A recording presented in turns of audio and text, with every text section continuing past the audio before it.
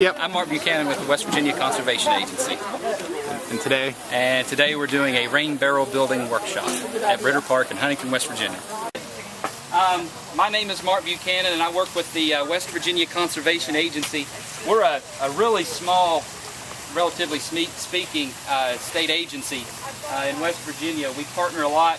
Our main partner is the Natural Resources Conservation Service, the NRCS. They're the lead to technical gurus, I guess we would say, go-to group when it comes to conservation issues. We partner with them. We also partner with the West Virginia Department of Environmental Protection. And it's thanks to those folks that we're here today because I'm spending their money for them. And this is part of the Clean Water Act, the 319 money. And this all stemmed from an effort over here for Four Pole Creek. There's a watershed association that's been trying to get off the ground here for the past few months for Four Pole Creek. I've been involved with that effort along with the DEP, the Cabell County Health Department, Stan Mills, and also a few other agencies that I'm sure that I've left out. Marshall University, I should not leave Marshall University out. About the City of Huntington. And the City of Huntington. Kid Anderson. Sorry. I knew I was going to leave somebody out, and it just so happened to be that he was sitting right here beside me. So, but yeah, the effort we're trying to work together to overcome some of the issues within the stream. What's good for the stream is going to be good for the city, to be honest with you. And that's the way we approach it. The document that the DEP puts out called a TMDL, or Total Maximum Daily Load, lists all of the issues with this stream. And along this TMDL, fecal coliform is one of them, and also aluminum. Now aluminum, for most folks, you're thinking, how in the world do you have aluminum within a stream? A lot of times you have aluminum and sediments and stuff within this area. So indirectly, what that tells us is that there's a lot of erosion within this stream. And this is very, very common when you have an urban stream or a stream that's in an urbanized setting because of the impervious surface. Work with me here. I'm going to eventually get to why we're building these barrels, okay? I'm giving you some background. I apologize. You guys are glassing over already, and even with the sun shining in your face. All right, but nonetheless, when you have an urbanized stream, the water cannot percolate down into the ground, back toward the groundwater where it belongs, where it can eventually be recharged into the creek. You have a lot of surface runoff, so that makes that creek, when it rains, if it rains a half an inch or an inch, that stream gets that water really fast because of all the drains that lead over to that stream. So that water comes up fast and the water goes down fast. And when you have that type of rush or that type of or that quantity of water in such a small amount of time, it really, really is rough on the stream. What happens is you start gouging out, your velocities pick up and the stream starts to downcut. And as that stream starts to downcut, it gets entrenched and starts pushing through, and eventually the banks start falling in. And I don't know if, I'm sure a lot of you guys live along Four Pole and you've seen that, and it's exactly what you're looking at.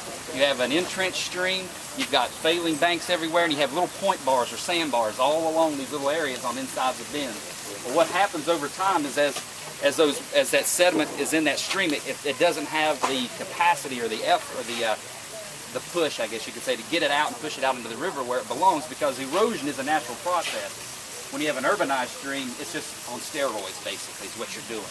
So what happens over time is as that sediment settles into this little watershed and you build these point bars, you start redirecting the creek, and then the banks, on down the stream start failing also. So it's a chain of events over time. Eventually you have what you have at an impacted stream, which is what we're dealing with here. You lose a lot of habitat, what they call the benthic macroinvertebrates, your little tiny organisms that are basically the beginning of a lot of food chains in the stream.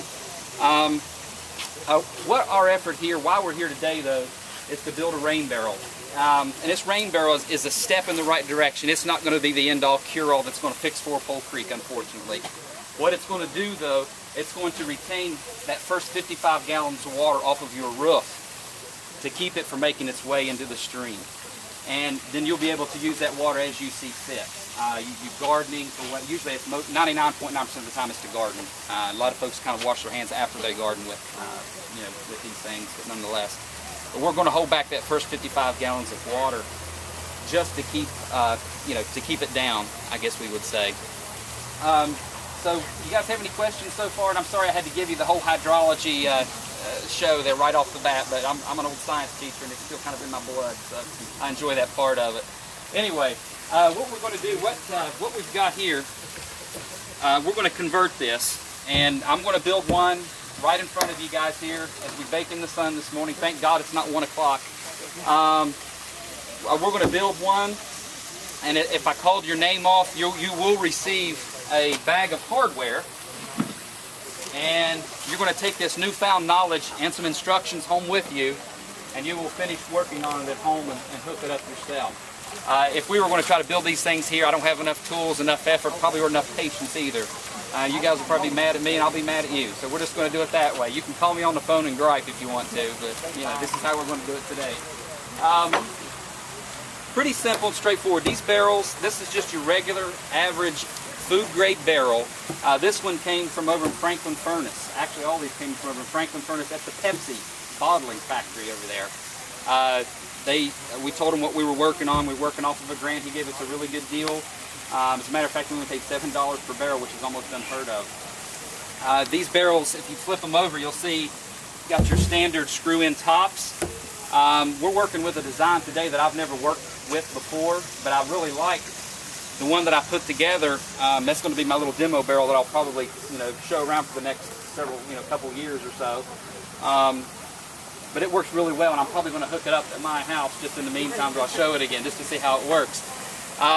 But you see I've got an overflow on the side, you've got your spigot at the base, and we've also got a hole cut in the top. What I'm going to do is, the first thing we're going to do is I'm going to take one of these tops off here, and if you ever have the opportunity to pick up one of these barrels for cheap, you'll have your instructions there that you can make your own, buy the stuff at Lowe's. Everything that I bought to use for this came from either Lowe's or Home Depot. So it's really, really simple, and I've got a list that you guys will be able to look off of, so you can go in and just ask the guy instead of trying to fish through all that crap, because it's never in the right place. I don't know, I spend a lot of time at Lowe's and Home Depot, and nothing's ever where it belongs. No offense if anybody works there. Nonetheless, you take this cap out on the one side, and you use a 5/8 inch spade bit. Put it in your drill, hold it down on a block of wood, and you just eat that hole out in the center is all you do. And inside this, it's already threaded. So we're going to be able to actually use a male end of a PVC pipe to put it in. So that's half the battle right there. You can actually take this out and wash the barrel out if you get a lot of the little asphalt. If you have asphalt shingles, you'll notice that you'll collect a lot of the little pebbles in your rain barrel or on the netting. So it'll be nice to be able to take that out and clean it out. So we've already got that part done. Next step is we're going to turn it over. What you want to do is you got to imagine how this is going to be set up against your house. If this is the side of my house and I've got my downspout coming down, what I'm going to do is I'm going to make sure that the side where I'm going to feed my faucet out of is on the opposite side of where I'm drilling my hole. And then I'm going to take my trusty hole saw. This is a 3 5/8 inch hole saw. Again, you can pick it up at Lowe's, Home Depot, anywhere. A lot of times you'll see that they'll sell the hole saw separate from the little chuck that goes into the drill. It's a way to make more money, I guess. Nonetheless, this one, all it was made in the United States, which I was happy to find. Usually it's made in China anymore. But I'm going to go ahead and I'm going to start on this. And I'm sure you guys and ladies too, if you've done any type of work at home, if you've ever used anything like this as far as a hole saw, it creates a lot of torque and it'll twist. If you're not careful when you go to sink this in, the drill will provide enough torque that you actually throw it. So you guys are sitting up front. Welcome to the show. Did you just drill that any place? Yeah, she heard me tell her a while ago that actually when I was doing this at the house, the drill actually flew out of my hands into the side of my house. It does have a lot of torque. I guess it depends on the type of drill that you're using. But yeah, you could put it pretty much anywhere on top here. It's up to you, but I always suggest put it on the side where your downspout's going to come down, so you don't have to do a lot of plumbing trying to get your downspout connected to this top hole. Yes, ma'am. The tools we need and the size, is that in the directions? It's all in the directions, but I'm going to drill these holes for you today that you don't have to do this. This is just down the road if you want to do this later. Don't worry, you're not going to be spending the evening at Lowe's looking for this stuff. I've got everything that you're going to need, okay? So I'm going to get started here. See, I told you, a lot of torque. Just like that. You've got a hole in the top. You can sit down now. I like to shave. She says I like to shave.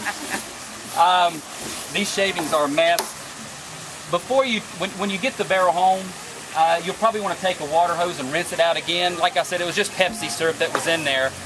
Not a bad thing. It kind of smells good, but the only thing is the yellow jackets are going to like it too. So if you've got kids at home, think of that. Spray it out a couple of times, wash it out really, really well.